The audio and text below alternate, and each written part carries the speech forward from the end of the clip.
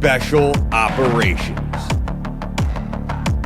Covert Ops, Espionage, The Team House, with your hosts, Jack Murphy and David Park. Hey everyone, welcome to episode 155 of The Team House. I'm Jack Murphy here with Dave Park. Introduce our guest in just a second here. I just wanted to give a shout out to everyone there about how this is the first day in our new studio. I know it doesn't look drastically different right now, but we moved in. It was a whole lot of chaos. Dee worked really hard to get everything up and running from last week's show to this week's show. And here we are. I think everything came together. We're here. We're on the internet, right? I hope so. So we're showing off our glow bar. We think that all men should have a glow bar, and we'll be enjoying some Lefroy tonight. I don't have a glow bar. You need a glow bar, Doug. I mean, you got everything else. You got a Sten gun. We'll trade you the glow bar for the Sten gun. Yeah, he's got a Sten gun, and he has. Is that a? It's not a ballistic knife. Is that an Applegate Fairbairn knife mounted? Yeah, it is, and that it's actually a Sterling SMG, but it's suppressed. That's pretty cool. So, guys, joining us again tonight is Dude or Duder or El Duderino if you're not into the whole brevity thing. Brevity thing. Doug Wise, senior CIA officer, now retired, is joining us on the show for a second episode. We covered so much in the first one, but realized we couldn't fit it all in. So I really appreciate you joining us for a second episode, Doug. Thank you for coming and spending your Friday evening with us. Well, thank you for hosting me for the second time. The first time, it's always daunting when one does something live, but I think the Team House makes it as low stress as it can possibly be for somebody who's not actually spent a lot of time in the public eye. And I also just want to say on behalf of all the other veterans out there that, we really appreciate what you guys have created, a legitimate, authentic, respectful, platform, giving a voice to the voiceless and having an opportunity to, appropriately share, a little bit of our lives and a little bit of our profession so, others can become a little more educated and familiar and be informed citizens. And so I think it's absolutely great. I'm certainly not, as heroic and as most of your guests are, but I'm here prepared to discuss what you gentlemen want to discuss. Well, Doug, no, we appreciate it, man. And when you come through New York next, I hope that we're building a whole second set over here that's going to look like a smoking lounge, and we'd love to have you in the studio, smoke some cigars and drink some whiskey. It's not going to look like a smoking lounge. It will become one. Yeah, we'd love to have you. And it's our honor. I mean, I think both Jack and I feel very humbled and privileged that, people such as yourself would even give us the time of day. So we deeply appreciate you and others coming on and sharing your stories with people. Okay, it's our pleasure. So thanks. So Doug, I mean, I'm trying to remember exactly where we left it off on the last episode, but I know there were a couple topics specifically that I wanted to talk to you about. One of them was Syria. I mean, without giving like a huge preamble, from your point of view, in your experience, what did you make of that conflict? I'm specifically talking about the 2012, 2013 uprising in Syria that then evolved into a full-blown civil war. From your vantage point, what did you make of that conflict and how the United States responded or failed to respond to it in those early years?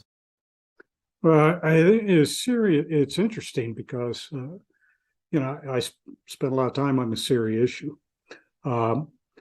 Obviously, we had a situation here which, from our perspective, the behavior of Bashar al-Assad and his government was just totally in conflict with American core values and human values as far as that is. you're talking about a brutal regime that, you know, is using, like Saddam Hussein, you know, willing to use chemical weapons as a crowd control device. And it's, you know, the classic minority brutalizing the majority, and using you know, every tool in the toolbox for, you know, autocratic dictators. And so it was a brutal, violent regime that so richly deserves to no longer be in power. The problem is Syria, like Iraq, is very multicultural, multi-ethnic, multi-political. And so there is no one natural political and ethnic and cultural power in that country.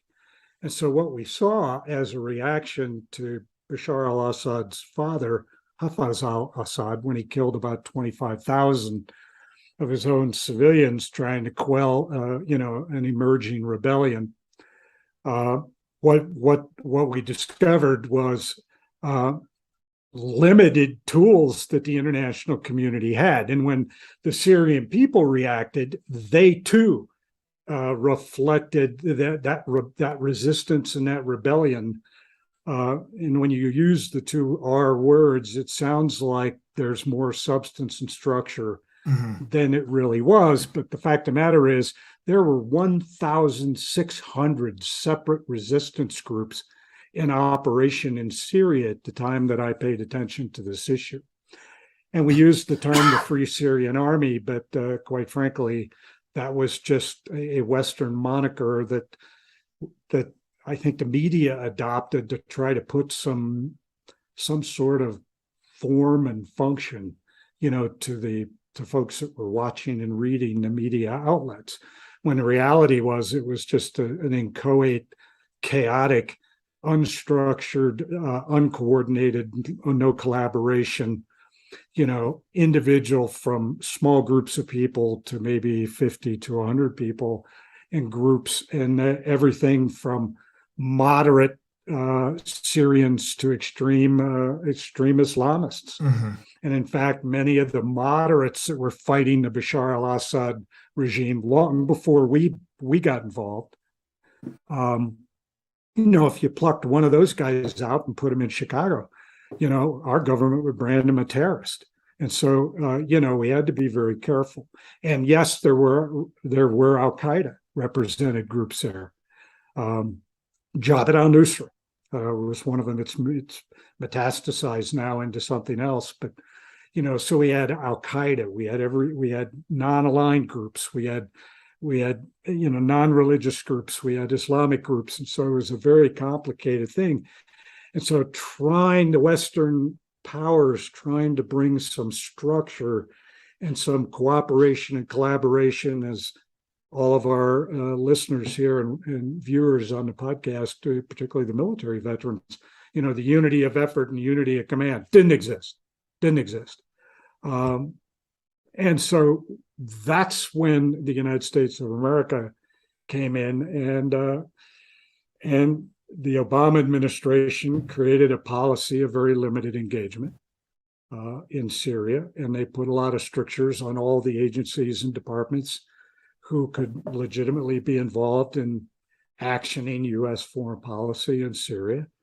And our role was in a cross-department, cross-agency effort, was to try to improve on that create unity of effort, and try to bring some organization and structure.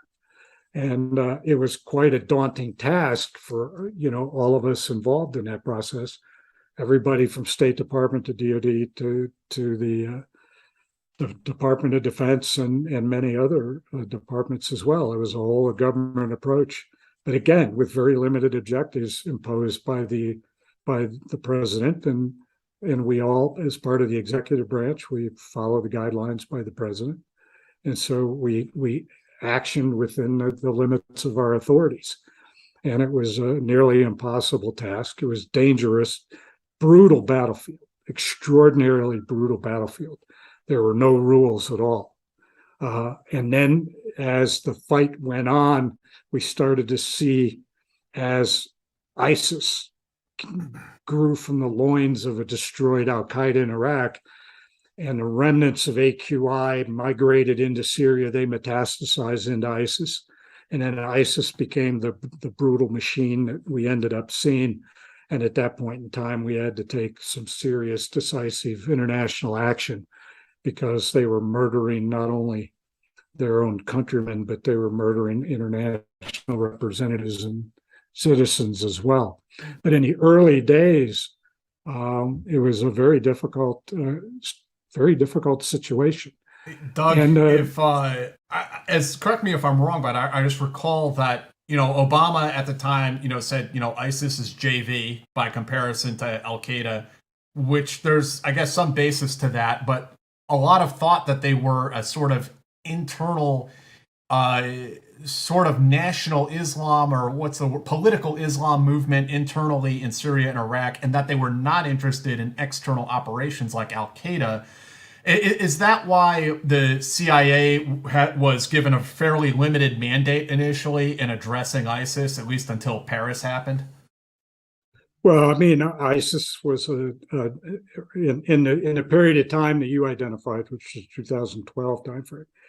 ISIS was non-existent and was just, it was more of a concept than it was anything real, from my recollection. Now, a long time ago for me, but it wasn't a threat. It wasn't a factor in what we were doing in those early days. And it was really until several years later that ISIS transitioned from the junior varsity that it began like to, a professional terrorist organization, which I think we all agree had tremendous capability and tremendous reach, and quite a significant ideological following. But the president used that term, junior varsity, and I think given that ISIS in its existence at the time that the president made those remarks, I don't think he could argue with it too greatly. Now, in retrospect, you look back and you go, yeah. Even I think maybe the president might wish he had not made those kind of remarks and characterized ISIS in some other fashion that, at least allowed for its expansion and growth. But the reality is it was non-existent.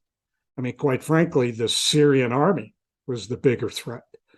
There are a large number of members of Congress that were very afraid of interaction in Syria, only because we would provide inadvertent capability to, some what appeared to be a benign, resistance group that had, the potential, like ISIS did, potential for, extremist tendencies and growth and expansion and metastasization. And so there are a lot of congressional limitations, not just executive branch. The Congress of the United States put a lot of restrictions on what we were asked to do. And so it was a very difficult task. And honestly, in retrospect, people can say whatever they want, but it's really trying to read the tea leaves when you're conducting an operation like that, as to whether some element or some faction of it is going to grow up and become some big bad. Nobody, you might be able to say this has the potential to happen, but nobody can flat out say that it's going to happen.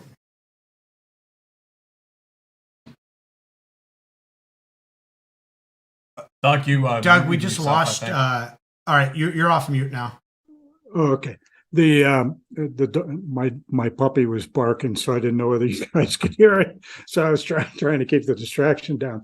No, I mean, how do you predict the path that a terrorist group is going to take from its humble beginnings as just a non-aligned, non-ideologically motivated religious group?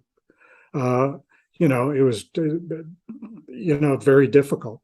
And yet at the same time, you had Jabhat al-Nusra there. And so if you had Jabhat al-Nusra on one hand, and we had, what we branded as a moderate group on the other, and there was legitimate geographic co-location, if you engaged, group A that had a very natural connection to the Al-Qaeda aligned Jabhat al-Nusra, does that mean that you no longer have any connection? You no longer try to help and advise? You no longer try to provide any assistance? These were the very difficult, to your point, very difficult decisions. And Jabhat al-Nusra was not an Al-Qaeda organization. It was aligned with Al-Qaeda. And then it became hardcore Al-Qaeda. Right. To your point, would anybody have predicted that from its early days in the resistance there in Syria? I doubt anybody could predict the outcome. Who would have predicted the outcome that we see today?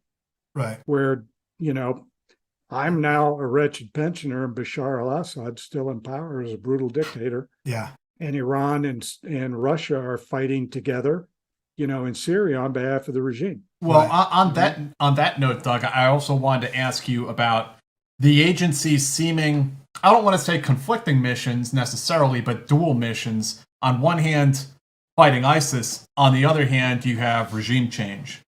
How did those two different missions work together or not work together? I mean, that must have been incredibly difficult. I will be a little reticent because I'm not sure, what is discussable in the public domain, but I'll try not to weasel too much. Those missions are, by any practical matter, they are incompatible. Yeah. Just from a resource standpoint. But, the agency is a remarkable organization. And as I said on the previous podcast, I said, remarkable people doing remarkable things in remarkable places. And I had the honor and the pleasure of serving with them. And so the way the agency structure in the demarcated, Counter-terrorism center, and then the rest of the geographic parts of the Directorate of Intelligence, and my time Director of Analysis eventually, and the Directorate of Operations, and ultimately the mission centers, of which I pioneered one, which was Syria, and as a test case for the director at the time. But the reality is the agency has the ability to handle both of those very conflicted missions at the same time, and exceptionally well indeed. And we also are able to partner up in a way that's not confusing and doesn't cause massive deconfliction problems and challenges that we have. Our partners were able to join us in those separate missions, and with certainly in the fight of ISIS, extraordinarily effective. In the other aspect that you mentioned, we were certainly the entire West. The Western nations were not quite as effective. And I lay that less on our abilities and more on the fact that, once the Iranians and the Russians showed up on the battlefield, there was very little way for us or the resistance to compete with that. Right. Because you had brutal military, no rules, everything from conventional to chemical weapons, slaughter of innocent civilians was always on the table for both Iran and Russia. And, we just, that's in conflict with American core values. So yes, there were executive branch limitations on our effort, true. But the fact of the matter is, given how brutal that battlefield, we had very legitimate self-imposed American core values that actually were the greater limitation, right? Because we just didn't want to have our loyalty to American values eroded by the brutality of that battlefield. Right. Doug, I don't know if you were, obviously this didn't have much to do with the agency, like decision-making process. This was at a policy level. But we've seen, we saw what happened in Yugoslavia when Tito, died, and then we saw Saddam, what happened in Iraq when we got rid of Saddam. Was there we didn't want to get too involved in Syria, but was there a plan? Backup plan. Was there a plan that if we did manage to topple Assad, that how were we going to keep Was there a you break it, you buy it Because type? the alternative was ISIS at that time. Right. I mean, it's Right. like, and like you choose said, your there were poison. 1,600 different factions, and we all know what it's like in that part of the world. They are all vying for power. Yeah, the to answer your question as to whether there was, a plan, it's a very simple two-word answer. No. I had a conversation, and if you would allow me to be very candid, Sure. and not weasel my words, I had a very private conversation with a senior administration official who asked me what my I was down at the White House, and so what was my job, and I said I'm in charge of the Syria task force, and this individual goes, "It's a very tough job," and I said, "Yes, it is." And then the individual goes, "Well, can I ask you a question?" I said, "By all means, you sure can." And they said, "So the day after you remove Bashar al-Assad, what's that day going to be like?" And I said, "It's going to be way more fucked up than the day before." Yeah. I got two words for you: Saddam Hussein. Yeah. So it's an eerily identical set of conditions. And my following comments was, I said, "Ma'am or sir, your administration has no more plan for what comes after that transition of power than did the Bush administration." Right. And I probably exceeded my brief as a senior intelligence community official. And, I was banned from going down to the White House after that, but which didn't really break my heart, because when it's very difficult to get in, very difficult to get out, and so I wasn't personally offended by being spanked in that regard, but Yeah. but that's kind of a silly story to answer your question. No, it's not a silly story. I No. mean, again, it's a question of pragmatism, but again, also a question of values and how do we balance those two things. And I think that's fundamentally what that conversation was about. Yeah, and it gets back to what I think it was you, Dave, who said, how do you predict things in a geopolitical environment? Right. There are a number of factors that you can control, some of which you create, and you can control them. There are a number of factors you don't control or you don't create, and you have some ability to manage them. But the vast majority of the forces, the factors, the issues at play in these things are not of your own making, and there's absolutely no way you can control them. And so it's a very, very dynamic, very exponentially explosive and unpredictable environment. And so I recognize that it's very hard both for President Bush as well as President Obama to, scientifically calculate the outcome of a foreign policy decision. Right. Why I'm glad that I served as an executor of foreign policy, not as a maker of foreign policy, because those of us that don't make it can criticize those that do. But it is nearly impossible, and something that looks great, because there's a shelf life for the outcome of foreign policy. Let's go back to the early 1950s when Kermit Roosevelt, when CIA, removed Mossadegh from power, right? I'm sure, in 1954, a year after that, I'm sure there were a lot of medals and a lot of clinking of glasses, and everybody was talking about how this bloodless coup, and we now got rid of a communist-leaning elected, head of state in Iran, and we have a very cooperative and very collaborative, Shah of Iran that's now in power. And so the United States had a very, very helpful ally right on the periphery of the Soviet Union. That looked really great then. And I'm sure everybody was, talking about and putting, par bullets about what a great contribution they made.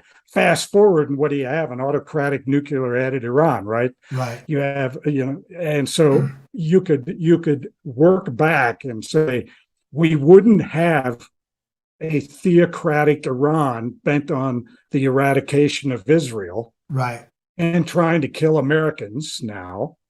We wouldn't have that maybe if we hadn't removed Mossadegh in 1953.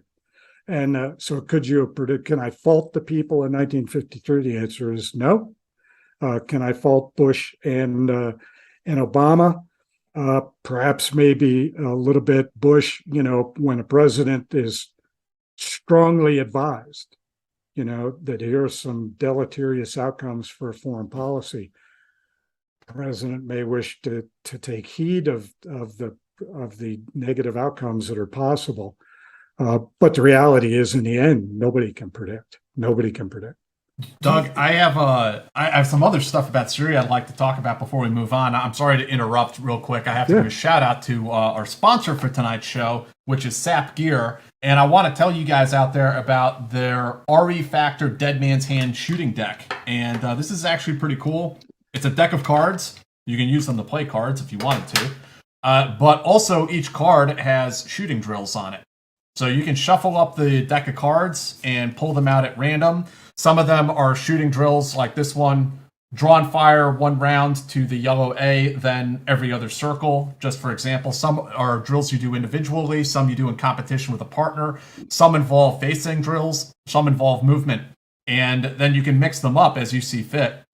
So this is a pretty cool item to have to mix up some of your shooting drills, introduce some randomness into them, and not only is it working your marksmanship, it gets your mind working too, because you have to respond and react to these things as the person shuffles the cards and starts throwing these drills at you. Yeah, those are great. So these are available on sapgear.com. The promo code, it's TEAM. 10% off? 15% off on your first order. So if you go to sapgear.com and use TEAM, you get 15% off your first order. We've really enjoyed the products that they've sent us so far. They've got a lot of great stuff. Check out their website. And you could probably, if you're not a shooter, you could probably adapt these to just like hand-to-hand, to speed drills and whatnot. So check them out. Check out Sap Gear. They got good stuff. So they're a really good company. They're a really great company. Thanks, Doug. Okay, so the other thing I wanted to ask you about is why it took so long for the United States to get on board with the organization, the YPG and YPJ. Eventually, we called them SDF, incorporating some Arab battalions as well. I'm asking to preface this. I'm not trying to make a gotcha question. I was told that it took a long time for us to get on board with the Kurds because there was quite a few people in the administration who believed the Turkish propaganda that they're all PKK heroin smugglers. And so there's a disconnect there. It took us a long time to get on board with really what was maybe the only viable partner force in the region. And I don't know if you had any visibility on that at all, but I did want to ask, what your thoughts are. Well, I didn't have any visibility, but as a wellspring of opinions, I can offer an opinion. Sure. I think the administration at the time was extremely reluctant to get involved in a truly unwinnable situation where even the foreign policy outcomes were very difficult to craft in an understandable detail. And I'm not surprised that there probably weren't at the time a few people that believed that that having a relationship with YPG would not be in the best interest of the United States because of some of the regional complexities, not the least of which was Turkey, who was a very staunch ally in our efforts in the region. They had every reason to want to have this brutal war end. The last thing that Erdogan needed was something like this on his southern flank. And plus the refugee problem that he had to deal with in the humanitarian crisis of starvation in Syria, that Turkey did a lot of good work, quite frankly. You could do a whole podcast on the complexities of Turkey, needless to say. but I think the administration was quite conflicted at the time. And I think what got us, and I could be way wrong, and my SOCOM colleagues might object, but I think it was really SOCOM took a truly brutal, hard look at what were the possibilities in Syria. And they're the ones that made the compelling argument to the administration that the YPG was the best possible ally we could have that could drive the most benefit to the U.S. and to the West and the region and the Syrian people, quite frankly. If we had an ally with them, and then it was just a matter, as we all know, of managing the byproducts of that came from the Turkish reaction. But I think it was really, our special operations colleagues that really saw the opportunities with clarity that was not was not contaminated by bias and politics at the time. And then as things began to pick up, you did identify a viable partner, started coordinating with our international partners as well. I was wondering if you could talk a little bit about the U.S. role, but from the CIA's perspective, or your personal perspective from where you sat, what it was like as we started rolling back ISIS, and we actually started chalking up some wins out in the field and pushing them eventually all the way back to Raqqa. Well, I think of what you just described is the way the administration kind of parsed this very difficult thing. And it transitioned away from regime change to counterterrorism. And I think at that point in time, ISIS had now become a global threat. And yeah, it was the centricity was certainly in Syria because that's where the greatest number of operators enjoyed some freedom of action. But also ISIS represented, an ideological ideal and an expectation from the senior leaders of ISIS that a lot of extremists all over the world had signed up to.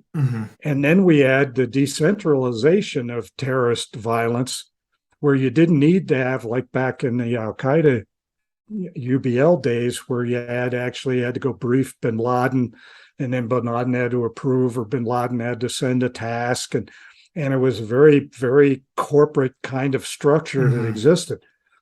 No, everybody knew what Abu Bakr al-Baghdadi wanted. They didn't need to be told. And they, on their own initiative outside of Syria, cobbled together the capabilities, whether that was a handgun or whether it was an M16 or whether it was a little bit of explosives or whether it was an automobile driving into a crowd. They didn't need to be told. And so in Syria, our mission, the U.S. and Western mission, transitioned from regime change to counterterrorism. And that's where you saw the focus on ISIS. And very legitimately so. Yeah. And at what point, you said you were running the Syria task force. At what point did you transition out of that job and onto the next, just kind of following chronologically? Let's see, you're asking me to do math. Again, I'm an instrument, it's kind of hard. I want to say I went to DIA right after Syria. And I want to say that had to be in the spring of 2014. Okay. So yeah, let's get into that and talk about, your transition into DIA. Was that an interesting cultural shift for you to make from CIA to DIA? It was probably less of a cultural shift for me than it was for the people in DIA.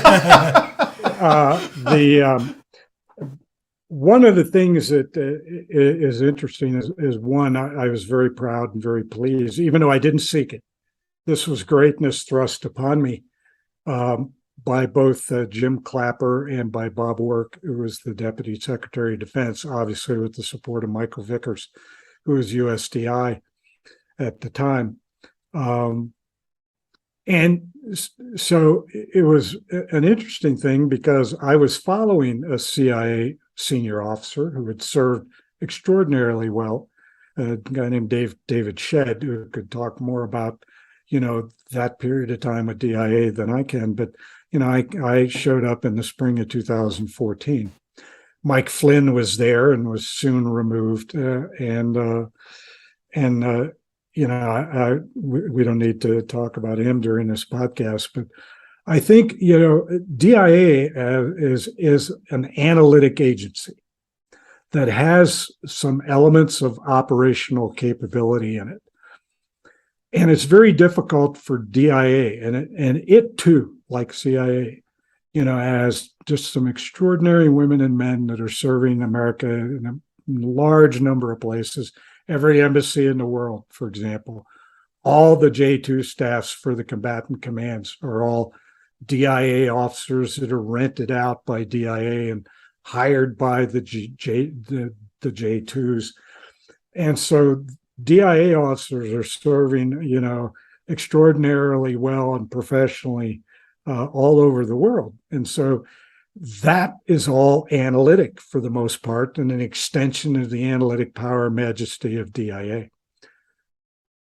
Then there's the Defense Attaché Service, which I think many of us are very familiar with, and probably the more common part of DIA that most people in the community had interacted with.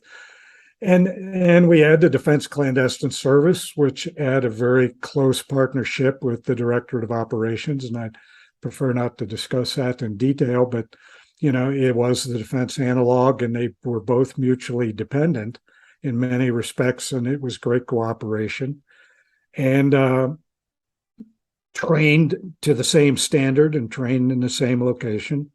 And I was the Director of Operational Training, so I'm very familiar with that. And I'm very pleased with how that interagency cooperation had evolved over the years and produced just spectacular products out of that training machine. And DIA was the beneficiary of that. They had something called the Defense Debriefing Service, which also, spent time extracting information and adding in to an additional aspect of the richness of the intel flow into the analytics side of DIA. But DIA's mission was to support the chairman of the Joint Staff, was to support the Secretary of Defense, and was support the combatant commands, and to focus on the requirements that come from each of those customer constituencies, and to focus on that. And that gets to be very difficult because most of those customers are not policymakers in the traditional sense. And, they have a difficult time, articulating a requirement that you can actually collect upon, you can process upon, and you can analyze and disseminate, do the whole intelligence cycle. But I think DIA is really an underappreciated part in the concept of the American people, I think, not within the intelligence community, right? But certainly within the awareness of the American people, the tremendous contributions that the officers in DIA are making on a day-to-day basis in all corners of the world. Yeah, it's funny that you say that they're underappreciated, because that's sort of been my experience too, that a lot of people are completely unaware of the DIA. Yeah. And when we say DIA, if you don't know, we're talking about the Defense Intelligence Agency, which, Central Intelligence Agency, Defense Intelligence Agency. But their people are highly trained, very skilled, and a lot of times are operating in austere environments without the resources that the CIA has, but they're still getting their job done. Yeah, you're absolutely right. The Defense Department doesn't support the Defense Intelligence Agency as well as it should.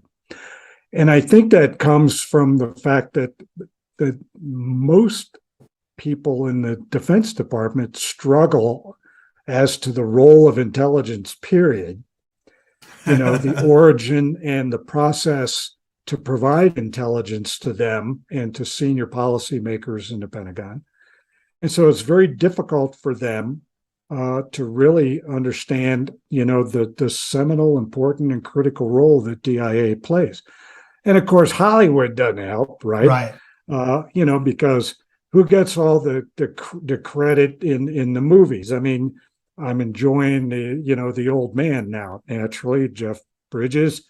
Again, a corrupted U.S. government hunting down some patriot, and so it's disappointing that happens to be the plot line, as it is for the Gray Man, as it is for a number of others. But in any event, MI6, thanks to 007, and we have CIA that get the lion's share of the focus by the entertainment industry and thus the exposure. And you don't find a lot of movies, and maybe DIA doesn't want it. Maybe the director of DIA, Steve Barrier, who's just a spectacular officer, great experience, and he's just a wonderful guy. Maybe they don't want that kind of exposure. Maybe they just prefer to be professionals, and do their job without the notoriety that the other agencies get. And again, it's just an agency that really is not as appreciated as it should for depth of knowledge, the experience, the expertise, the commitment to the mission and defense of America that it should get, quite frankly. Yeah. I mean, I think honestly that the exposure would be good for them for recruiting purposes. I mean, they do manage to get like some of the best and brightest in the military, but I mean, a lot of people are completely unaware that they're out there. And as far as the CIA, you guys are always the villains in every movie anyway. So yeah. If we were as good in real life as our villains are in the movies, wow. Yeah. The CIA could do anything. Yeah. That cigar would have worked on Castro. Yeah, that's right. Don't you guys just come in the morning and you flip the switch and turn on the weather machine? Exactly. That's how it works, right? Yeah. From your But the reality is, I think whatever. if you talk to any former senior defense official, particular former chairmen of the Joint Staff, former secretaries of defense and deputy secretaries, and the senior leadership, as well as current and past 4-stars, I think they'd all sing the praises of DIA and would be the first to admit that they couldn't do their jobs without DIA. And they'd equally say they can't do their jobs without the intelligence, the diversity of capabilities and the professionalism and patriotism of the IC. Yeah. They just couldn't do their jobs. Yeah. And DIA is a big part of the intelligence community, just not as well known. Yeah. And what was the position you were put into? Were you the deputy? I was a deputy director. Mm-hmm. And so my job was to manage, what in corporate world you'd call it the chief operating officer. And so the director connects the agency to the outside world. And my job was to manage the day-to-day affairs of the agency. And this was a very difficult time in history in quite a bit of ways. I mean, 2015, 16, 17, I mean, we're talking about all the stuff in Syria and Iraq happening, and then Ukraine happening in 2014. You lived through a slice of history there, Doug. I mean, what was that like from your vantage point? It was, as I think many of my colleagues and many of your colleagues, and you, both of you for that matter, you're participants in history. And so ultimately we're able to talk about the history that we made. And so it's an honor. It's a privilege, to serve America in that way and to serve with our colleagues, as I said, just extraordinary colleagues, to the left of us, to the right of us, who were working for and who were working for us. It is fascinating indeed to be an agent of history, to say the least. And you characterized that period of time quite well. It was quite strange indeed, unpredictable, dynamic, and potentially lethal. And in many parts of the world, both kinetically as well as geopolitically. Let's jump into Ukraine a little bit. 2014, Russia annexes Crimea. Can you unload that from your perspective again, from your point of view, Doug? I mean, I don't want to go on my own diatribe here. What did you see happening there? Was there any thought or prediction that this was going to happen? Do you see it ramping up? What was the takeaway from that, and what was Russia's motivation that pushed them in that direction? Yeah, I spent time in Ukraine, and I really admire the Ukrainian, the former leaders as well as the current leaders. The brutal invasion and attack on Syria should not have been a surprise to anybody. Putin had talked decades ago, about the fact that Russia could not be an imperial power without owning and regaining control of Ukraine. And they just lost Libya. Yeah, and they just lost Libya. And in fact, Russia's geopolitical influence all over the world had begun to erode. The periphery of the geopolitical empire of Russia, was just rotting and just atrophying for all the right reasons. Who wants to ally themselves with somebody like the Russian Federation? They don't share any core values with any other nation on earth. So it's kind of hard to ally, maybe Iran, obviously, but in Syria, but that's about it, and so no surprise. And I characterize the special military operation as Putin's military operation. This invasion of Syria began a long time ago. He spoke about it. He was articulate. He was consistent. He used guttural, very rural Russian terms to describe his disdain and his hatred toward Ukraine.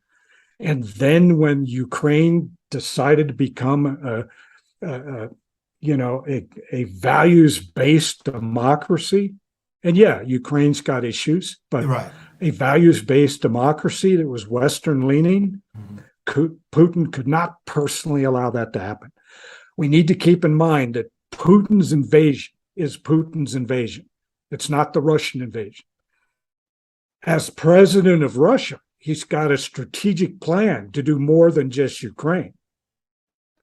But the invasion of Ukraine, it was personal. This still is a personal fight, which is why Putin is prepared to pay any cost. They've already lost, whether you believe CIA numbers of 15,000 or whether you believe Ukrainian numbers of 30,000. It really doesn't matter because Putin doesn't care what the numbers are. He's already lost a divisions plus in men. He's lost divisions in materiel. He's lost everything he's had all over the world. He's destroying his economy, and he doesn't care because he's so obsessed and personally and emotionally involved in the eradication of Ukraine. He wants to eradicate Ukrainian identity, the Ukrainian culture, the Ukrainian language, the Ukrainian people, and Ukrainian political structure and the identity of Ukraine. And when you're so emotionally and irrationally involved in that decision, you will pay any price and you will pay any cost. And Putin is going to be impervious to and insoluble in shame when we criticize human rights and genocide in Ukraine. All of that just goes off his back. He doesn't care. All for the fever dreams of empire is what you're saying. All is hunger for empire. That's right. And it's not just a Russian Federation foreign policy objective. If that was the case, you could probably negotiate an end to this. You could probably make an argument even to Putin, to a non-Putin president of Russia. You could probably make a compelling argument that maybe there's a way we can end this. You can kind of win and we can kind of win in the way that we look at it. You got to keep in mind that the Russian ethos is we don't have to win as long as you lose. You as Ukraine, you as the West, you as the US. And then the other thing you got to keep in mind in terms of the cost, Right. Within the Russian culture, it's a culture of suffering. They have suffered from the beginning. Russian people have paid enormous price. Look at the World War II cost. Mm-hmm. Look at the death and destruction. And the Russian people were prideful sufferers. They were the victims of military genocide, in Russia, because of the operation that Hitler mounted against Russia, and all that which has followed from that. And so it's prideful suffering, and suffering is a duty to the state, Right. in Russia. Right. And so even Russians are prepared to pay any cost because of that cultural obligation. Right. There is no way to end this war until the last Ukrainian is killed or run out of Ukraine. It's It's interesting. not going to stop. It's interesting also because what you said, that it's a personal war. It's not just a Russian Federation thing. It's a personal thing for him. And I think that if he would have taken Ukraine in 3 days, like he thought he would, then there would have been much wailing and gnashing of teeth in the international community. But he could have kind of gone, nothing to see here. Like everything's fine. So the damage would be done. Like it's over. Like get on with it. But now that it's become what it is, and it's personal, his pride, his image internationally, his image within the country, do you see an off-ramp for him? Or do you... No, there's no off-ramp. The off-ramp is the death of the last Ukrainian. That's it.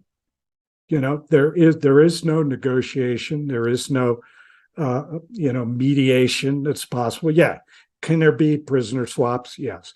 Can there be agreement for the release of grain to avoid famine in China, famine in North Africa and other places?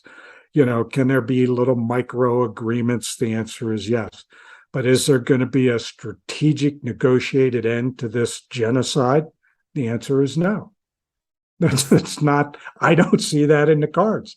It's not what Putin has telegraphed already in very clear terms.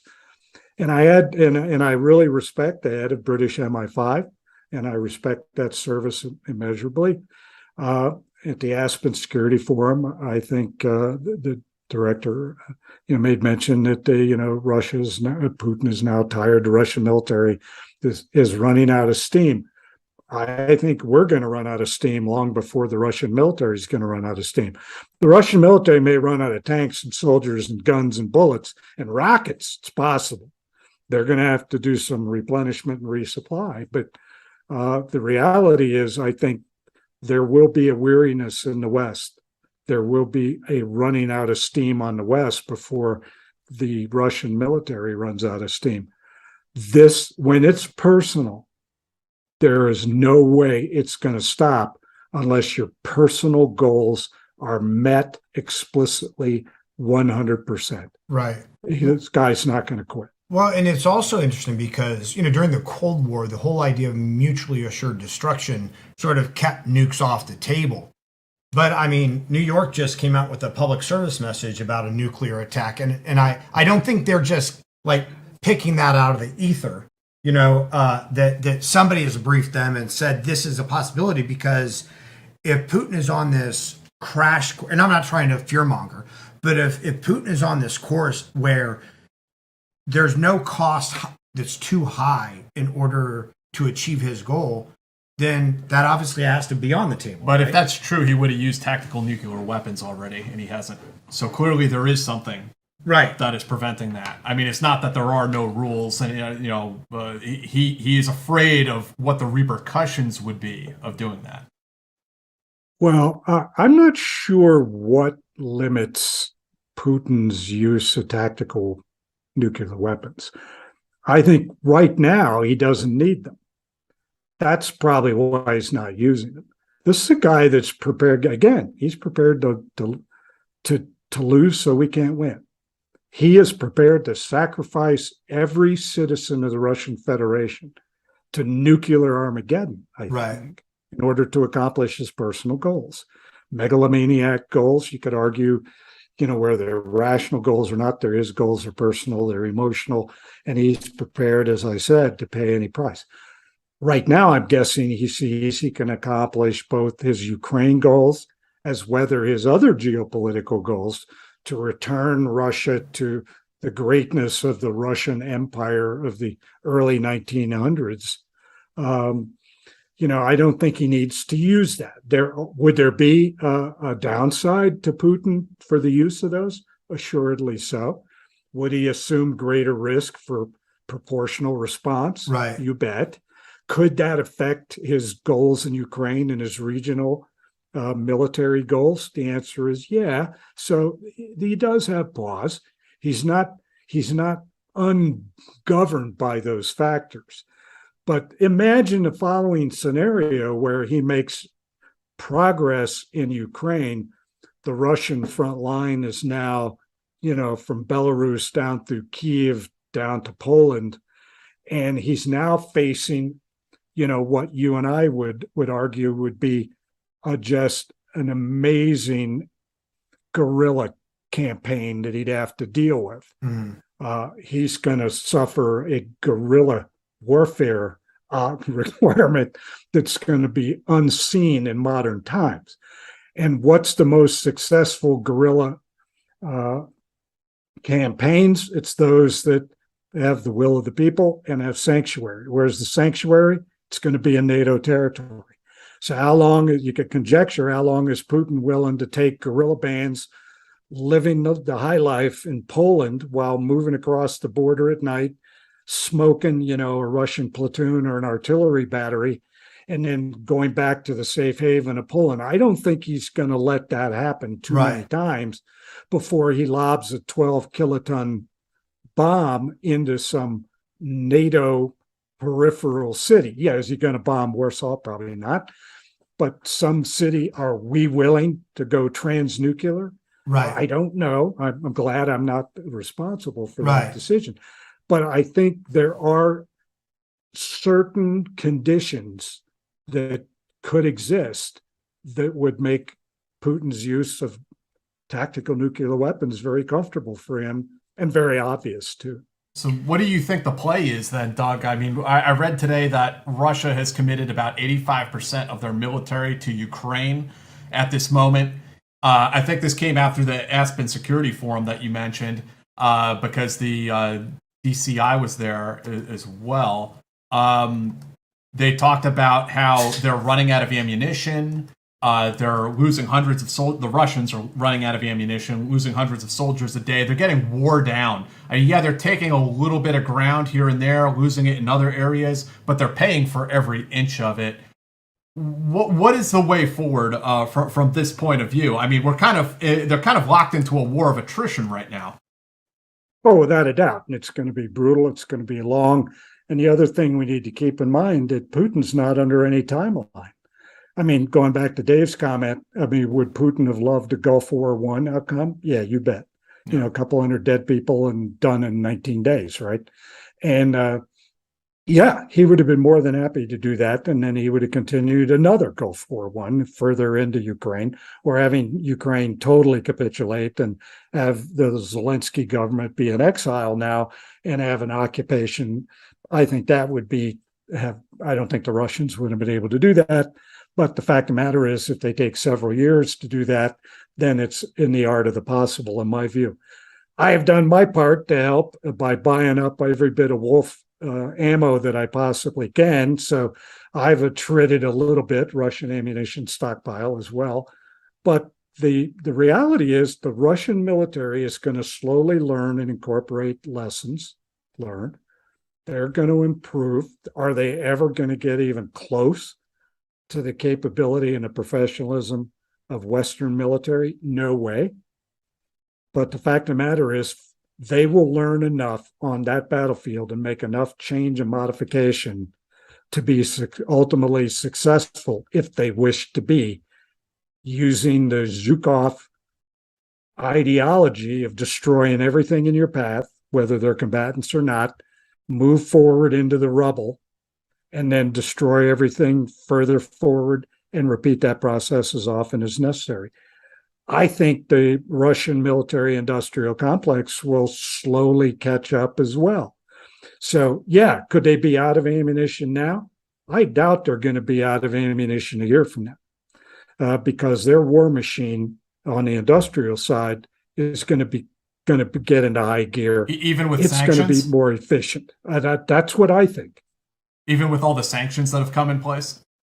Oh yeah, the sanctions. I mean, I mean, I'm a fan of sanctions. Don't get me wrong, and I think they're necessary but not sufficient, because I think Iran, North Korea have proven under some of the most rigorous sanctions regimes possible, Right. You can still have tremendously lethal capabilities in North Korea's case, including fission weapons. Iran not far behind. And so I don't have confidence in, if you can't keep a North Korea from becoming nuclear, you're hardly going to keep the Russian military industrial machine from producing 7.62 rounds and rockets. I just don't see that. Well, and it's not like China can't funnel them everything that they need to keep it going and to bleed us on the down low, Oh yeah, absolutely. And you could do a whole podcast, I think, on China's role now, not only in Ukraine, but with Russia, with Serbia. Yeah. I spent a lot of time in the Balkans. Serbs just bought a ton of military equipment from the Chinese, perhaps maybe to thumb their nose a bit at the Russians. But the reality is, you could do a whole thing on China, but China clearly offers moral support. They offer financial support. And I suspect that in an existential situation, that China would fill the gap between the shortage of military supplies to buy time for the Russian industrial machine to catch up, where they wouldn't need Chinese help. Yeah. Right, but we're not talking about existential. We're just talking about pushing them out of East Ukraine. Yeah. Yeah. So I think, yep, I don't disagree. Have they expended a lot of stuff? They lost a lot of tanks. They burned up a lot of gas. Yeah, they've done an awful lot, but I think ultimately they're going to catch up. But I think that kind of like that connects back to your earlier comment that this is really Putin's war. It's not Russia's war. It's Putin's war. Yeah, and so for him, in a lot of ways, it very much is an existential threat. Yeah, and because everything from a leadership standpoint, in America, for example, the power of our political leaders devolves from the Constitution, the amendments to the Constitution and the Bill of Rights and the statutes that all underpin that. In Russia, all of the political power devolves from one dude, right? Vladimir Putin. So whatever Vladimir Putin wants, everybody's going to line up behind him and do what he wants.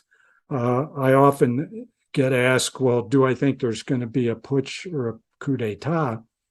And the reality is, I say, is that possible?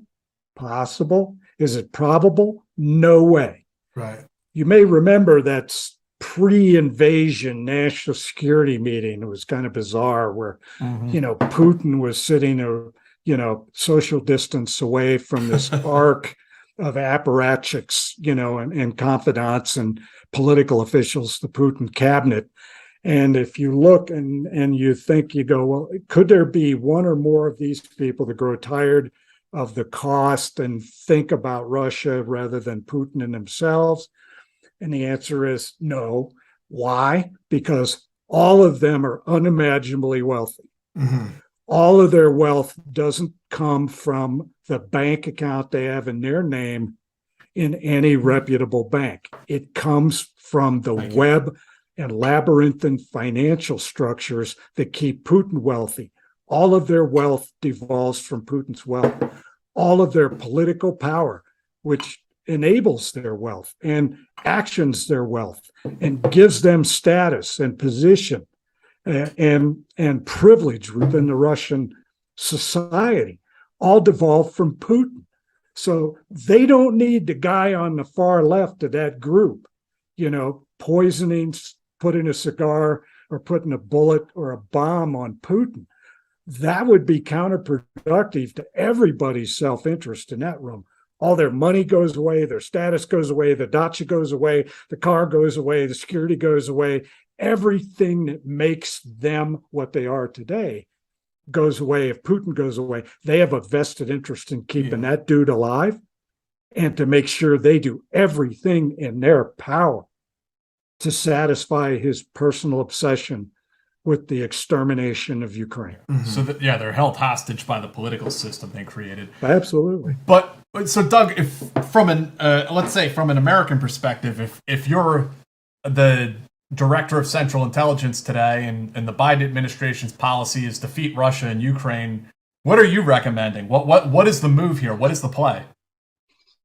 Well, I think we have some legitimate self-imposed limitations that we've put on ourselves. We're not going to put U.S. forces into Ukraine. We missed the opportunity to do that. The administration should have done that as soon as Russia began to build military power, combat power on the periphery. We should have slapped an infantry division in there for training with our counterparts and just left them there. Would that have stopped Putin? Would have given him some pause. Mm-hmm. He might have tried it, but the first time that that American division lost 3 soldiers and Putin lost 3,000, he might do a little different math. I don't know, but we missed the opportunity. No longer possible, and so I support the policy decision not to put American soldiers. Do we let other elements of the U.S. government operate? Obviously, we put an embassy back in Kyiv. The answer is yes, and we should. We're doing everything that we possibly can to really help the Ukrainians as much, and we already have seen the results of that. And those policy decisions by the Biden administration certainly haven't come without some risk. Sure. And so I got to give credit to the administration officials, president on down, for making those hard and courageous decisions on behalf of our core values and our support to essentially an ally and somebody who's being brutalized, by Vladimir Putin. But the reality is the most important thing we can do is to continue Western unity, NATO unity, continue our strong and our resolve to recognize that this Russian invasion is part of a greater move on the part of Russia. Mm-hmm. That this is not just the annihilation of Ukraine. That's a huge part today. But 5 years from now, there's going to be a whole different set of geopolitical objectives, maybe not as personal, but certainly going to be part of Russian foreign policy to punish those that escaped the grasp of the Soviet Union. Lithuania, Estonia, Latvia. Yeah, the Baltic states are going to get spanked hard, and so we've got to do everything in our power to keep further Russian expansion if we lose Ukraine, and it's all going to be possible only if we maintain our resolve, our determination, and our unity of effort. So again, I give serious credit to NATO leadership, the United States leadership, and British leadership in trying to keep everybody's eye on the ball here and recognize that it's not just a fight in Ukraine. This is a fight for survival of Western and Eastern Europe.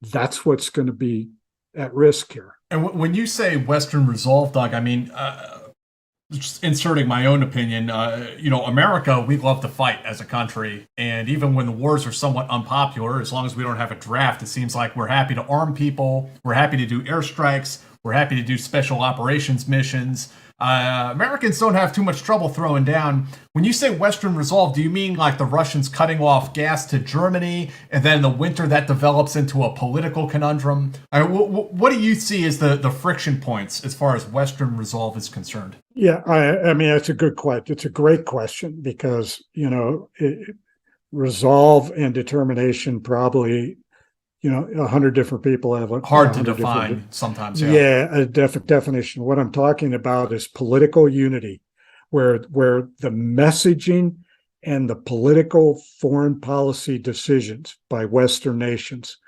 are coherent and they're in support of the geopolitical objective of preventing Russian acquisition of and brutalization of other emerging and existing democracies, particularly those that were formerly part of the Soviet Union. I think it's a political unity of effort, a messaging unity of effort, a resource expenditure unity of effort, and yes, there's a military unity of effort as well, to recognize that we must, in fact, show military resolve as well, even if we're not lobbying, nor should be lobbying, NATO armament into the Russian Federation. But to be able to deploy and host other NATO forces in countries that they historically have not been to and haven't been in permanently and semi-permanently, I think we have to do that. And I think the resolve also will be a byproduct of following through on commitments that have already been made. I'm already starting to see a little wavering, in Germany's, remarkable, promises that they had laid out for us. And so it's going to take courageous Western national leadership to be able to prevent Putin after, and it's going to be an exhaustive war for Russia. Even though I said I think the military-industrial complex in Russia will ultimately catch up. They'll never get to where they were before the conflict, and they will be exhausted as well, thanks in large part to sanctions, thanks to what I think will be some some tiredness on the part of China, because China's got its own financial issues it's got to worry about. And it's also got its own geopolitical objectives all over the world, not just in Europe. But I think Vladimir Putin is going to have a hard decision once he's done with Ukraine to turn his sights to other non-Russian Federation territory. And anything we can do to make that decision harder is going to be in our best interest, whether that's to show unified military presence in Europe and Eastern Europe, whether that's going to be unified political messaging, unified foreign policy decision-making. It's going to require what Russia perceives as a solid, unified approach and reaction to his own foreign policy, aggression, and brutality. Well, how would you rate our response thus far? Because, again, my own opinion, if I would previously not have thought that we were capable of this level of cohesion and unity and leadership as we've shown over this conflict so far, throughout Europe and the United States, North America, getting on the same sheet of music and fighting towards a common objective. Prior to this recent conflict, I would not have thought we were even capable, given how incoherent our foreign policy has been in years past. Well, I'd give, quite frankly, the administration an 11 out of 10 for effort. They've done more in Ukraine than I would have ever anticipated. I wouldn't see this out of a Democratic administration, this kind of thing. And if you look at the relationship building, if you look at the gap between the way the Western European nations and the way NATO viewed the United States coming out of the Trump regime, this administration had to rebuild a lot of trust, had to rebuild a lot of rapport, and had to reestablish a lot of relationships that pre-existed. So they had to do that just to begin their response to Ukraine. So I give the administration tremendous chops. And I also give, quite frankly, an equal amount of credit to the heads of state, the leaders, and the citizens of Western European and Eastern European nations.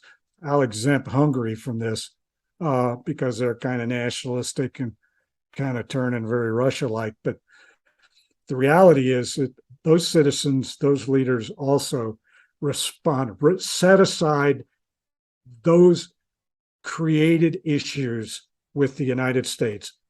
They were willing to set aside that bad blood and those eroded relationships and trust. They were willing at great risk to set that aside, citizens and leaders alike, because they recognized that partnering with each other under United States and international leadership was going to be absolutely existentially necessary to respond to this brutal invasion of Ukraine. And, for us, we're separated by Russia by, 30-minute ICBM launch and by a massive ocean. For them, they're sharing a border. Right. And so they are within, tactical missile range. So, for them, it's a whole different issue. The Russian threat's a whole different issue. It's very complicated. You mentioned natural gas, is obviously a lever that Putin's going to pull. We'll see how well the Germans stick to their resolve when things get a little chilly. I've been on record as saying, the Germans willingly became an energy hostage of Russia for self-interest, and now they're paying the price. Okay, but that said, our administration has done remarkably well. They've done more inside Ukraine than I would have ever thought possible, because the political and the escalatory cost, would be, in theory, by any measure, would be extraordinary. And the fact that our State Department, our Department of Defense, Secretary of Defense, Secretary of State, Bill Burns in CIA, Avril Haines in the IC, all doing their part, as well as other agencies, departments, to build unity of effort with our European partners. And again, the courage that our European partners have shown, to overlook the issues that existed when this crisis began, and to recognize the United States and unity of effort for what it is and what it needed to be. I give, quite frankly, tremendous credit to the senior heads, to the heads of state and their leadership teams. We wouldn't be where we are today if it wasn't for that courage. Dick, I'm curious about a little bit about China. I mean, we beat the Soviet Union by outspending them, right? By making them, basically insoluble. China's the largest lender in the world. We owe like $1 trillion to China. Do you think that China is going to buffer Russia in order to bleed more countries in terms of their long, their 200-year plan? Well, they want to, Sino-Russia, politics, very complicated and involves everything from military to economics to politics and intelligence, all that dime stuff. I think, I'm on record as having saying that Russia wants to destroy us, China wants to own us, because China can't afford to destroy us because we're their market. They bought so much of our debt. Right. And we buy so much of their stuff. If their biggest customer collapses and goes away, that's not in China's best interest. Yet at the same time, propping up Russia, they don't need an unstable Russia. They need Russia to come out of this, this war of annihilation and this crazy foreign policy, journey that Putin has set the Russian Federation on.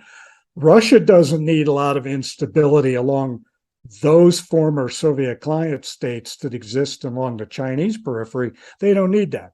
China's got enough problem. They got Uyghurs, they got COVID, they have their own financial issues. They're ultimately going to find a restive populace because of the kind of the brutal societal controls that they put on, social credit score among them, all of that stuff. So Xi Jinping and the Chinese leadership have got challenges galore. They don't need another one on their western flank when Russia melts down and the Russian Federation collapses, and then China is faced with dealing with the humanitarian aspects and the political byproducts of that. They don't need that. So they're going to help Russia survive at least, and maybe even prevail, because if Russia prevails, we don't. So that's to the advantage of China without getting kinetic with the United States. Right.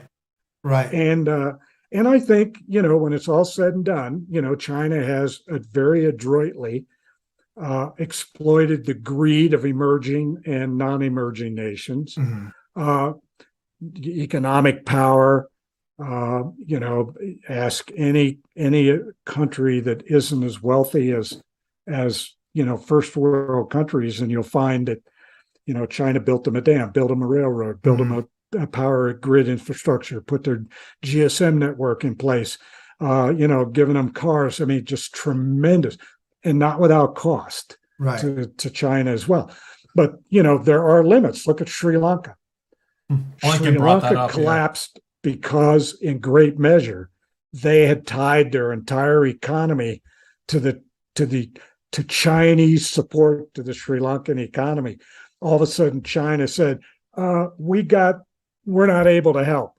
Boom. No fuel, no food, no electricity. Wow. And all of a sudden you had, total societal and political collapse in Sri Lanka. You could tie that to Chinese economic foreign policy in Sri Lanka. And Sri Lanka is just one of 100 countries that have, eaten at the Chinese financial trough. To your point, China has mounted the largest intelligence operation in the history of the human race against the United States. It is the most extraordinary, the most comprehensive, the most intensive, intelligence operation, again, that one nation has ever mounted against another nation.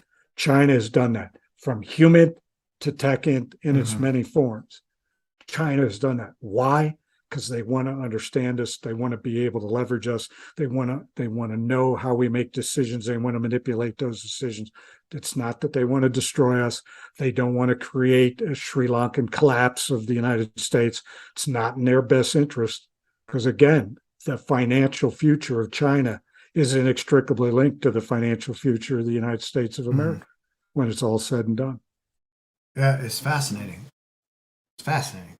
So changing gears. I told you I was a wellspring of opinions. I told you. Well, they're great. I mean, they're To my people, we appreciate it. Tell us, Doug, a little bit about winding down on DIA and going into retirement after so many years in the military and then the intelligence community. What was that experience like? It was like it is for any officer who retires, whether they retire from the military or whether they retire from the IC. It is something that has to be done with forethought. You just can't do it impulsively.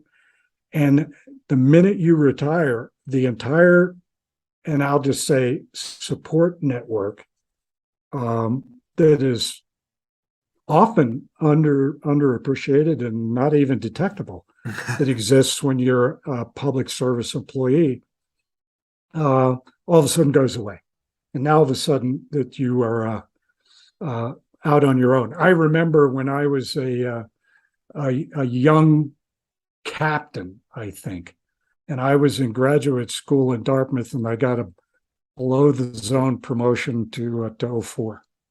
And David Petraeus's father-in-law had retired to a little town just south of Hanover, New Hampshire.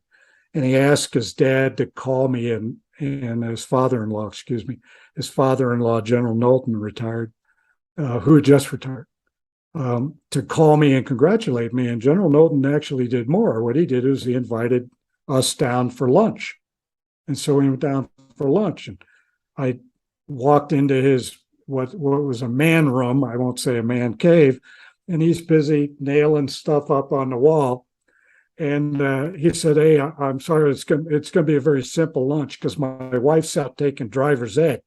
Because you see, neither my wife or I have driver's licenses because we've always had drivers Wow. our entire adult life. And so I'm now because I asked him, I said, so what's the biggest challenge? And he goes, I have no staff. I now have to manage my life all by myself. And he goes, the military, a lifetime in military service put me into a condition of learned helplessness.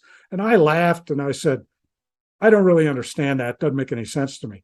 Then I retired from DIA, and all of a sudden I didn't have my own remarkable, although small, my own remarkable staff. The young women and men who took care of me, that managed my life and made sure I was on time and made sure that I was prepared and stayed late and came in early and got me to point B from point A and made sure that, I could be the best that I could be, and made sure that I could be the best the DIA needed me to be on the 31st of August 2016. That all went away. And then all of a sudden I reflected on General Knowlton's helplessness. And I said, now I know what the late General Knowlton was talking about, because I am ill-equipped. and while I certainly as adept as anybody else that came out of 50 years of public service in the national security business, of being able, and I think we all, you gentlemen included, and all of our viewers, pride themselves on being able to operate in a chaotic environment with limited data, and you pick and choose, and then you winnow it out, wheat from chaff. You make a decision, got to have a decision, better than no decision. And you do this all at the speed of light and the speed of human thought. And you try to make the best, particularly in combat, to make the best decisions you could possibly make. And we all pride ourselves of being able to do that, and following the Boy Scout oath, truth, justice, the American way, and being patriotic and all that. Well, guess what? For those in the private sector, and I'm in the private sector, it's going to sound bad. None of that applies in the private sector. Yeah. So much, right? And so the first thing I discovered was how little I knew about human existence in the real world, and how, even though I served like you both did, multiple times in very dangerous environments, the reality is I know very little about human life in the normal world. Mm-hmm. And how do you function as a business person without compromising your ethics, Right. Intentionally or unintentionally, Right. by now trying to function in an environment that you were never, and intentionally so, nor should you have been, intentionally exposed to.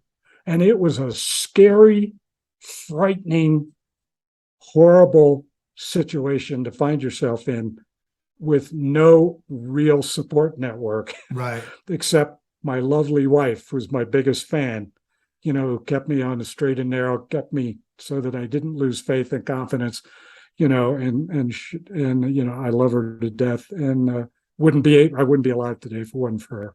I'm going to ask you about life after service. I have a couple viewer questions to get to. I think you touched on this a little bit. K-Jam asks, why do you think Putin agreed to allow Ukrainian grain shipments to Africa and the Middle East to move forward? Positive PR for him? Positive PR, and it's what Erdogan wanted. Artie asks, love the show. What's Doug's take on Putin health rumors? If so, does the apparat check prop him up like Weekend at Bernie's, or do they back down? Yeah. It's like the guy is returning Dean Wormer's wife, right? Right. I always remind people that Animal House was written by a Dartmouth graduate, and I went to Dartmouth, so I know Animal House real well. But I think I take Bill Burns' remarks at face value, that Putin's health is as good as it ever is going to be at this age under this set of conditions. I think if the director of CIA thought that there was some risk physiologically to Putin, I think he would have nuanced that message a bit. Right. And I think what he wanted was to send a message with, I powerfully believe he's not going away. We can't depend upon a black swan event medically or otherwise, to solve this problem. Which gets Right. back to my point, which I made too much, which was resolve, determination, and unity of effort in the face of this Russian brutality. We can't depend upon Putin choking on a chicken bone, or getting cancer, to overdose of steroids or some crap like that. No, Bill Burns doesn't want us to settle on the fantasy of an easy button. That's what Director Burns was saying. Doug, out of curiosity, if you were like the king of America and setting policy, is there a limit to how much we support Ukraine in this effort? Is there a budgetary limit? Is there where do you think? Yeah, where do you think the limit is? I guess. I don't know where the limit is from a dollar value. I mean, obviously there must be a limit, because even though the U.S. is extraordinarily fortunate in many ways, financially and natural resources, the fact of the matter is that even America has some limits, because we have other expenditures that we need to make for social services, for infrastructure, and our own national security that has nothing to do with Russia and Russian provocation. And so, yes, there is a limit. And I trust that the president and the U.S. Congress, regardless of who's the president, regardless of who's in the Congress, I trust those women and men to make the right decisions as best as they can. Will it be as much as many of us would like? The answer is probably not. No. But the reality is we've already spent more than I would have ever predicted. And so there's a limit for sure. What that limit is, I don't know. Nor should we know, because we want Putin to not know either. K-Jam asks, curious your thoughts on why NATO does not have immediate response squads or dedicated against Russian troops to prevent fires in critical wheat fields. That's a bit of an odd question there, K-Jam. I mean, I could probably hazard a guess. I mean, we've already said we're not going to have direct engagement against Russian troops, but I don't know. Yeah. I mean, first thing is, if I infer from the question that if there's right now there's an issue because the grain is embargoed, but if the grain fields are destroyed, then that's a permanent embargo. It doesn't matter what agreements Russia makes with Iran and Turkey regarding Ukrainian grain. And so should NATO have flyaway squads to go prevent that? I think, the argument could be made that, from a global perspective, that probably makes sense. From an escalatory perspective, that probably doesn't make any sense. And so I agree with you, Jack, that's just not going to be practical. Isaac asks, this is a little bit of a different, changing gears here a little bit. Mr. Wise, you have a background in counter-proliferation. How dangerous is the nuclear black market, and why isn't the threat taken more seriously? In Mumbai, India, of May 2021, a nuclear black market was busted with 7 grams of uranium. This is stuff that should not be out in public at all, so how is it getting into criminal hands? Also, there was that Boy Scout how to build his own nuclear core with fire alarms and tinfoil, so there is a big fear of another average Joe making his own or worse terrorists.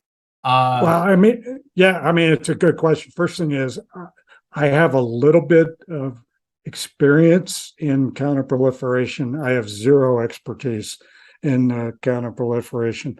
And I think my counterproliferation center colleagues in CIA and those across the community that are working this real top priority issue, I think would be the first to say they don't get the credit they deserve or the priority that is necessary that motivated the question. And because proliferation is like ubiquitous, it's so embedded in organized crime and in human trafficking and narcotics trafficking, weapons trafficking. It's so embedded. I mean, just the black market culture and ubiquitous aspect of that makes proliferation very, very difficult. And so you have a very effective in existing human trafficking network, narcotics network, and you just inject a little medical grade, radiological material in there and get it into the hands of some guy who wants to build a dirty bomb. And that is really, really difficult. The signatures created by, and I'm not talking about the radiological signatures, although that's part of it. The reality is you don't have to have much to do a lot of harm and to create a lot of chaos and psychological damage through the use of WMD in its many forms. And so it's extremely difficult to eradicate.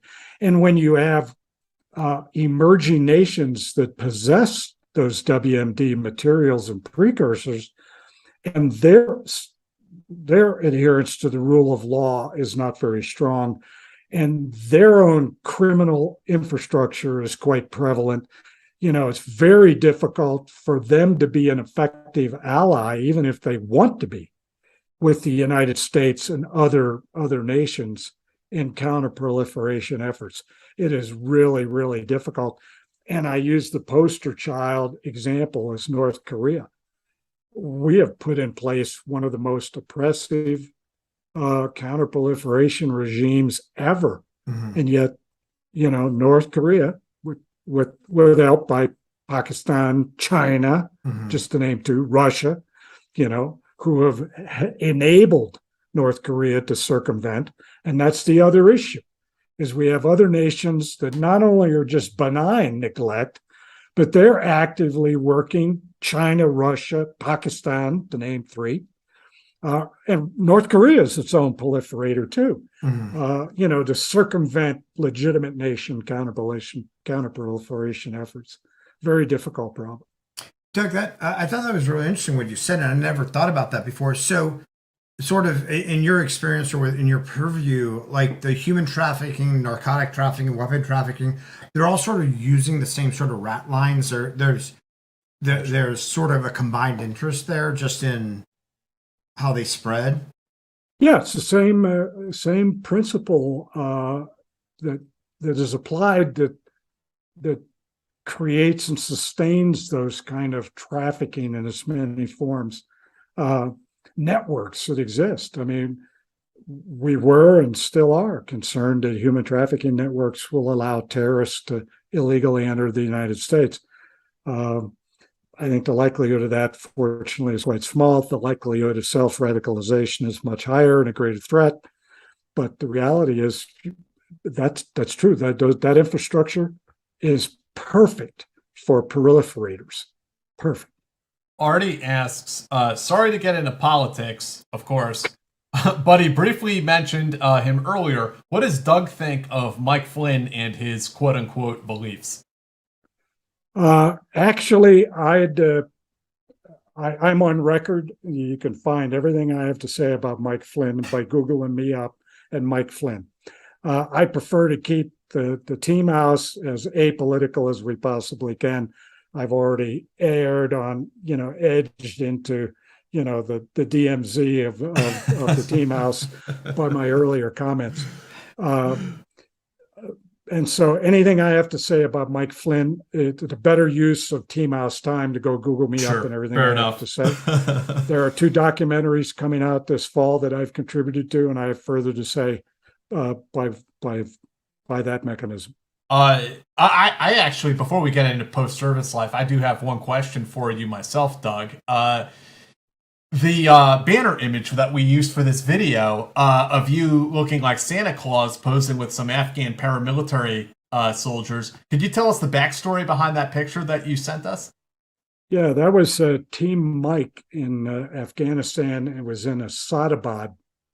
And was that picture, my wife coined the term the dream team, and that was my Northern Alliance leadership team. Our team in Asadabad, which was about as far away as any team was at the time. There was no forward operating bases that existed. It was, CIA with AFO and with, other elements of U.S. SOCOM in country. We were out on the edge of the empire, and that was a picture of my leadership team, and it underscored the partnership that we had with Ahmed Shah Massoud's Northern Alliance as an institution, and the investment that the Northern Alliance was making at great cost in the fight against Al Qaeda and the Taliban. And you can only imagine, with all of those men that are in the picture, minus me, are all Tajiks, and we're in Pashtun country. And so you can only imagine kind of the tension that existed at that time. So there are only two Americans there, is myself and all other base chiefs. It was just two of us, myself and a ground branch guy. So Doug, talk to us. You did talk about the shock of retirement, but what is your post-service life consisted of? What are you up to these days? Well, I am actually busier than I ever thought I was, by virtue of the privilege of having retired from senior ranks of the U.S. government, I'm attractive to certain parts of the private sector than some other colleagues might not be as fortunate. I serve on a number of corporate boards, I'm privileged because I'm able to serve not only for some extraordinarily enlightened, company leadership, but also company employees, but also companies that are really doing a lot for America, quite frankly. Oxford Analytica, I'm on the strategic advisory board for them. They're a British American company that provide business intelligence and, Oxford Analytica, not Cambridge Analytica, right? Not Cambridge Analytica. This is Oxford Analytica. I'm glad you mentioned that, because some of our participants today might have thought it was the same, but it's not. A company called Bodie Aviation, which is a special operations aviation company, which a number of folks in 160 know real well. Global Guardian, a global security company. Global Guardian evacuated 10,000 people. I've heard 10,000. Of them. Yeah, an extraordinary company. 10,000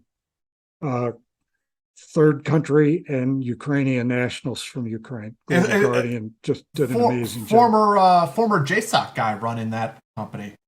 Yeah, if you call Pete General Schoonmaker a former JSOC guy. I often tell people I'm the guy on when you got the former chief of staff of the Army, former commander of SOCOM, the former commander of JSOC, former commander of Delta, and another commander of JSOC, and a couple TF-160 people. And FBI senior, former commander of the FBI HRT. When you have them on the board, I'm the junior member. We lost signal with him. So, hey, everybody, until he comes back. There he is. There we go. Yeah, I'm just privileged to be a member of that. And then Taylor's International Services, which provides all the logistics for a number of State Department enterprises. And I prefer not to say any more of that. And interestingly enough, I'm on the honorary board of the International Spy Museum. I chuckle only because, there's other members of the board are a couple noteworthy Americans that you might have heard of, such as Harrison Ford, Robert De Niro, on the board. So it's kind of crazy, but I'm honored that the Spy Museum bestowed me that singular honor. I do a fair amount of consultations. I've been a long time consultant with the world's largest law firm, Denton's US. They have 147 offices around the world. And I work very closely with the senior partner, Carl Hopkins, there on security and risk mitigation matters for clients. And I should say that I'm also on the board for Spycraft Entertainment founded by Jerry O'Shea and John Cipher, both of whom I think you know, who do the interface between Hollywood and the intelligence community. I do that as well. And I work at Los Alamos National Labs a bit. I work for an advisor and a consultant for Moody's Analytics. And I suppose I should say that I work for two companies that probably nobody here has ever heard of, called Native American Technologies and Valbin Corporation. And both of them provide subject matter expertise to U.S. military leadership and training exercises. Native American Technologies at the 2-star, 3-star level, run by the Combined Arms Center to Warfighter series of exercises as part of the country team infrastructure that supports those general officer training exercises, and Valbin Corporation that provides subject matter expertise at the tactical level, where I role play as a CIA station chief for our special operations colleagues. So you turn the crank on all that, and I'm staying, quite frankly, rather busy. Yeah, I was going to say, I jobs. feel like in the out processing, you missed, you were gone the day they talked about what retirement was. Retirement is. It's funny. It's funny you mentioned that, Dave, because some of our closest friends out here in New Mexico, Cindy and I are involved in a hot air balloon community. We crew for one of the special shapes balloon, and they all say the same thing. You don't grasp the concept of retirement. Yeah, aren't you supposed to be drinking White Russians? Yeah, I should be. I should say also that this is going to further conflict with what Dave had to say. I'm also an adjunct professor with the University of New Mexico in the National Security Studies program, and with the counterpart program at Fairmont State University, which is run by a CIA colleague of mine, Rob Papp. And so I'm an adjunct for those two fine institutions. So you can be honest with us as the Team House. We're all about the open, the honesty. Have you done tree. all of these things just to try to get a staff again? Yeah. Yeah. Well, it's because of all these things that I am suffering the disadvantages of not having a staff. And my lovely wife, again, throughout our marriage, she's done a number of things, and I'm serious about, I would be dead today. I was heading down a path of self-destruction that was unhelpful. And she got me on the straight and narrow. But she's the first to say, "Look, I'm your wife. I'm your biggest fan, but I'm not your chief of staff." So it's all on you. So it's all on you. Doug, I don't know. Like, this is a very personal question, and you can answer it any way you want. But when you talk about like a path to self-destruction, did that have anything to do with the job, how you handled it, or was that something completely different? No, this wasn't a PTSD-like issue. No, this was just, me, because of a number of factors earlier in my career, that, I was consuming a little too much alcohol. And like any other issue like that, I become the last to know that it's a problem. Right. That my loyal subordinates enabled and compensated for me as long as they possibly could. And then they eventually, couldn't tolerate the behavior anymore. And they literally had an intervention with me. I remanded myself into the warm embrace of the Employee Assistance Program, which is not something that is a very natural thing for most of us to do. And I'm not saying that it was a courageous decision, because I did that out of self-preservation and job preservation, and because my wife was so insistent that it was going to be in our best interest, and she was so lovingly supported through that whole process. But the stigmatization of doing that is something that, is a counterpoise, and is something that pushes you in the opposite direction. Yeah. Something like, out of control drinking, you internalize a self-preservation mechanism which prevents you from seeing your own behavior for the way it is, and you rationalize it. You make all kinds of excuses. And back when I was at GS15, if the Wise Corporation was selling stock, nobody would have bought that stock.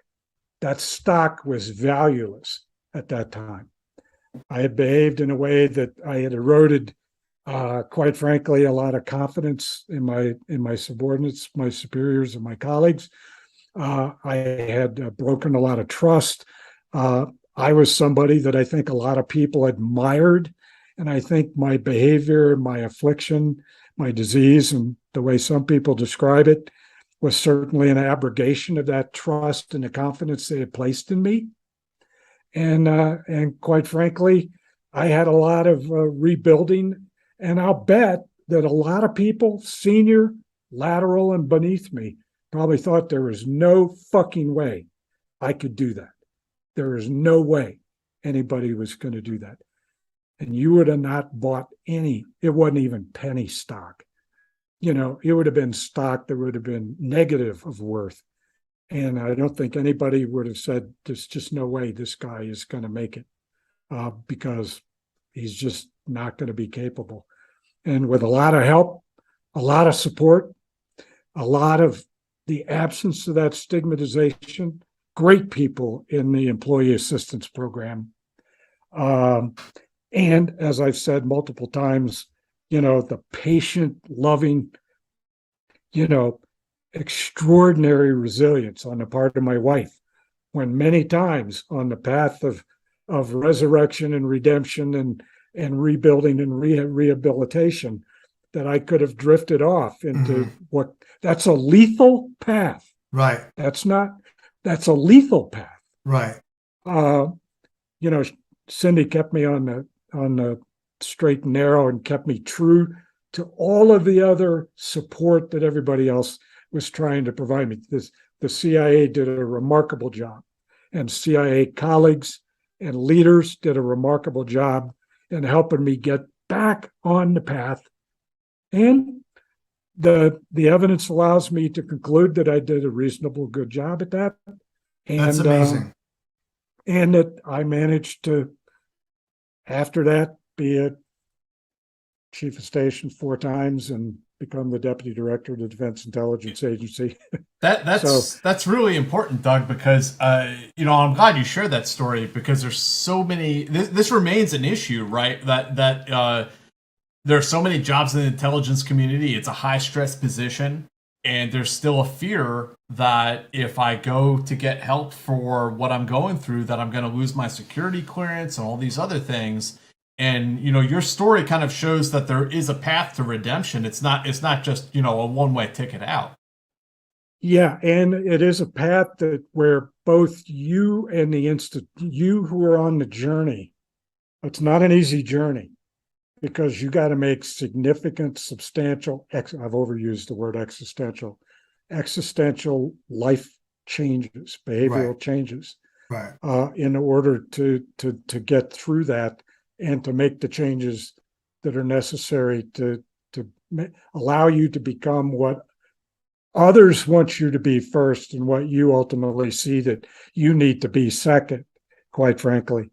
And it's a hard journey. It takes an awful lot of work, but it takes an awful lot of work on the part of the institution.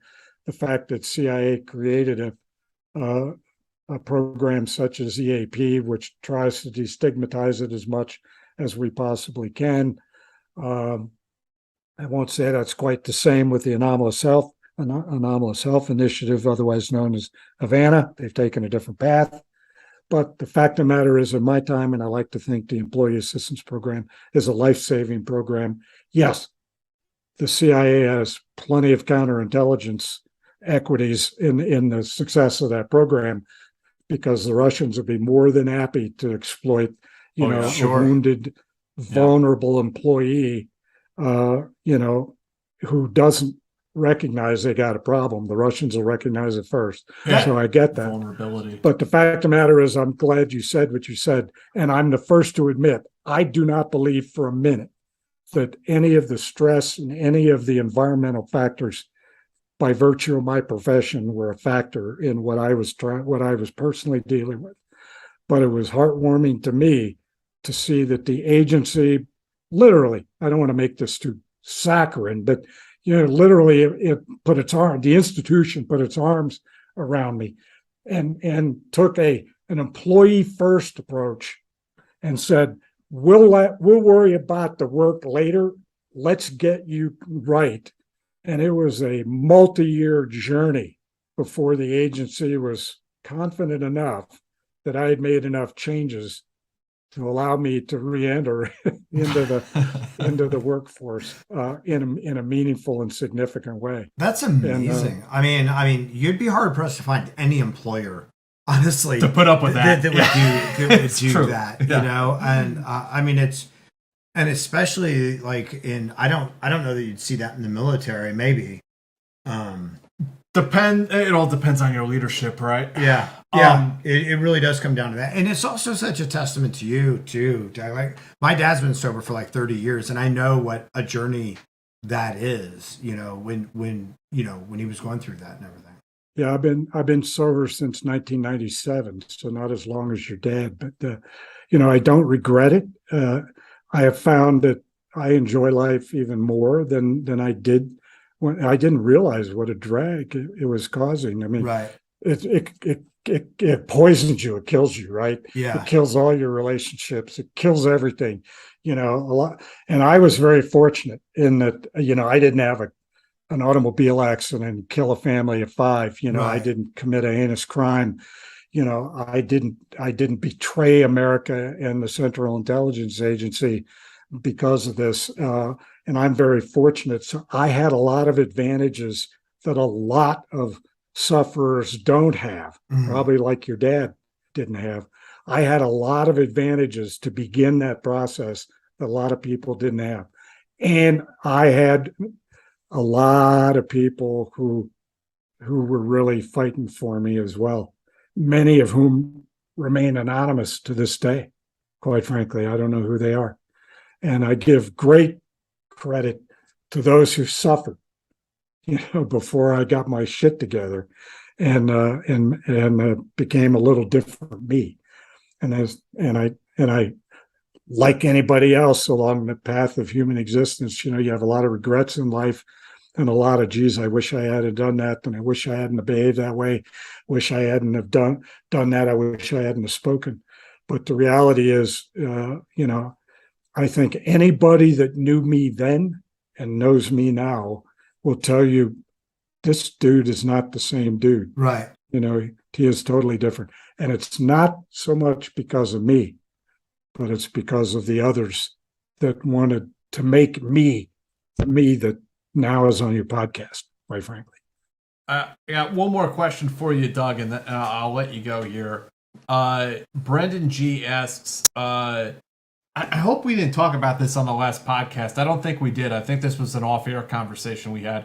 But Brendan is asking, what's the deal with the Sterling submachine gun on your wall? Could you tell us the backstory on that? That was a, let's see, how do I want to be able to be truthful here. That was a gift, a non-monetary gift given to the agency by a foreign government that had been captured in a clandestine operation. Had been I don't know what's the right word. You capture a weapon, you probably don't take. I don't know what the right word is. And then the agency honored me by presenting it to me as a non-monetary award before I retired. It's amazing. I mean, you have some incredible, not just that, but you have some incredible, you have an incredible I Love Me wall. And I'm sure that that's not even half of it. This is only looking, I hate to say this, at a small portion. There's this portion, there's that portion, this here. Yes, I have a world-class I Love Me wall. It's amazing. And Doug, Isaac has one other question just to boil it down here. What recommendation would you give to young people out there who would like to pursue a career in the CIA? Well, first thing is, while Hollywood presents an artificial aspect of CIA, the reality is the CIA is an institution that is just remarkable, with a remarkable mission, remarkable resources, remarkable people, as I've said multiple times, driven by patriotism, rule of law, and American core values. This agency and its employees epitomize that, quite frankly. The agency needs everybody from electricians and carpenters to clandestine operators to logisticians to technical operations officers. There's not a single area of interest that CIA doesn't have a need. Not all of those skill sets are needed in massive quantities, but because you are a unique individual with unique set of skills, don't self-select out. Don't self-select out. Give the agency a shot if you think you have the right stuff. And you should also come into the agency with a notion, and many of them haven't, and many of you won't, that is a lifetime of service. I mean, it's not a job. It's a lifestyle profession is what it is. Very much like special operations and very much like the rest of the IC. It's a lifestyle profession. There is nothing that I am today. I've already described some aspects of it, but there's nothing that is me today that hasn't been created, informed, modified, given unto me or earned by me that didn't come from the Central Intelligence Agency in my own time in the United States Army, but predominantly from the Central Intelligence Agency and DIA for that matter. So don't self-select out. There is a role for everybody. Not everybody will fit in the agency, and the agency has a very rigorous process. And a lot of people become very disappointed because they get rejected. And it's not because they're lesser people, they're not qualified, there may not be a requirement. The other bit of advice that I give people all the time is the agency's got a remarkable tool on their website. Back in the day, it was somebody like me who tapped you on the shoulder and said, I think you ought to join the agency. Give me your CV. I put it in and I dogged it through the labyrinthine process, which is an unfeeling, clinical, sanitized process that is, from an application standpoint, a little bit cool and cold on occasion. But the fact of the matter is, I was able to kind of keep you informed. I can't do that anymore, nor should I, because of privacy issues for your benefit and the agency's benefit. So you go online, you go on the website, you apply. They've got a career assistance tool. It will help you apply for what you have indicated are your skills and your best attributes. And the better responses you make to the questions in the tool, the better the answers will be. The reason why I say that is because if you apply as a clandestine ops officer, or if you apply to be an analyst, you apply to be a logistician, you apply to be a PA, in the medical profession, and you are not selected for that, like a normal company might in fact flog your CV and your application to another department. Okay, probably not a good, even though he or she wants to be an analyst, probably not cut out to be an analyst in our evaluation, but might make a good logistician or clandestine ops officer. The agency has so many applicants, they don't have the luxury of being able to do that. And so you apply to something, that's where the agency's time and attention, they don't look at you for some target you for someplace else. Right. So the tool is exceptionally important. And the agency's got a field of very talented and very committed and probably overworked recruitment officers. And they are a great source of wisdom, therapy, advice, and patience. And the best way to connect with them is to reach out to an academic institution, a large academic institution that has a national security program. They almost assuredly have a relationship with a known recruiting officer, and they could put you in touch with that individual as well. So that's my long answer to your short question. No, it's great, and it's funny you say don't self-select, because our very James Powell, our very first, said many times. Yeah, December 19th or December 2019, our very first CIA guest said the exact same thing. Don't self-select. K-Jam is asking if we can host like a kind of roundtable about mental health, which is interesting. He asked that because tomorrow, if everything goes according to plan, or plane gets in, we're going to do a live stream tomorrow, a bonus episode with Kate Kemplin, who has 2 PhDs, and her ex-husband was a member of Army intelligence who took his own life. And one of her PhDs is in special operations suicides. So this woman has very unique insights into this subject, and we'll be talking to her tomorrow, again, if everything goes according to plan. And last question here from Vince. Any chance you knew a gentleman named Ron Haynes? He was a dear friend and a mentor. Thank you. I'm always reluctant to be able to, first thing is, I say this all the time, because I think a lot of people, when they go, hey, do you know, this or Joe Schmidlap? And I go, no. And they go, oh, yeah, you were in the agency. Everybody knows Joe.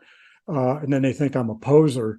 But that's in my own mind. That's me. That's probably not true. But the problem is the agency is huge, and so you can't know everybody. The director of operations is quite small, so you can know a lot of people there. But a lot of times you're under a pseudonymic identity, not for anything other than just convenience. And often your alternate identity is way cooler than your real name. So, I've known Dave for 20 years in the directorate of operations, and I've known him as Goose Fairy. Right. I don't know him as Dave. And everybody calls him Goose Fairy, or everybody calls him, whatever the names that they assign you for administrative matters. It was Goose Fairy. So, you got it. Yeah. Yeah. The other thing is that I don't know whether Mr. Haynes retired and had his or resigned, had his cover roll back. So you don't know whether, and so I'm a little reluctant to confirm an association that, the individual might not wish to have confirmed. Sure. But anyway, if Mr. Haynes provided, great mentorship to the question asker, then I'm very pleased with that. As I was talking, I was remiss. One of the other boards I'm on is a company founded by a former CIA colleague of mine called XK Group, and they do a lot of diligence and a lot of international security mitigation work. And so there's the board, not surprising, consists of a lot of former CIA colleagues, and Kevin Olbert is the founder of that company. And so we enjoy helping Kevin out and providing advice and consultation when necessary. So XK Group was the other company. So yet another thing that I'm involved in my time as a wretched pensioner. Real quick, Ron Mueller did say hello. He was in the chat. He said hello. And then Arnie, the guy who asked about the Sterling, it was actually above. He was actually not asking about the Sterling, but the photo or the picture above the. Oh, that's a print of Virginia Hall. Oh yeah, the limping lady. And that's a commission. That's a signed, numbered print by the agency's art program. And the original oil painting of that is hanging in the hallway of new headquarters building. And when these pictures are commissioned, I got several of them. I got several military art as well, which you can't see. But Virginia Hall is really one of the giants upon whose shoulders that all of us have stood. And figuring that she, as a female OSS operator, who is being hunted down, for immediate execution by the Gestapo, and she parachuted into France twice, lost a leg in service to America, and she really exemplifies all of the ethos of the CIA, and really it's somebody that every CIA employee, former and current, she really is admired. And so I put that print up there and gave it a prominent position on my I Love Me wall, so I don't forget what she represents. Right. She represents the best of us. And I wanted to be able to remember that every time I walk into my I Love Me room. That's amazing. So, folks, thank you for joining us tonight. Thank you for joining us in our new studio. We got really big plans for this place. Our next episode, we're going to have a gent who is a former Navy SEAL and then served in the intelligence community. Actually, he wanted to be on episode 156, a little bit of superstition, because that was his BUDS class graduation. Yeah. So, geez, what happened here? He's still there. Oh yeah, I don't think they see. Okay, no worries. So, we will see you next Friday with a very exciting guest. Doug, thank you for joining us tonight, man. Really appreciate it. This has been super insightful. Yeah, and please join our Patreon if you haven't already. A few bucks a month, you keep us in the Freud and help us pay for our new studio. Already did, brother. Oh, thanks. We appreciate it. And Doug, the people like you are the reason why we're in this new studio and why we're able to build out new sets and do all kinds of cool things. And again, Doug, when you're coming through New York, let us know, because we want to have you here. I will do that. I'm hoping to get to New York sometime in September timeframe. All right, thank you. Yeah, just hit us up, let us know. And folks, again, thank you for joining us. First time in the new studio, episode 155. And thank God everything worked. Thank you, D. And we'll see you next Friday. Okay, guys, thanks. Rangers will lead the way. Take care, Hey, Doug, Doug. I have a question for you.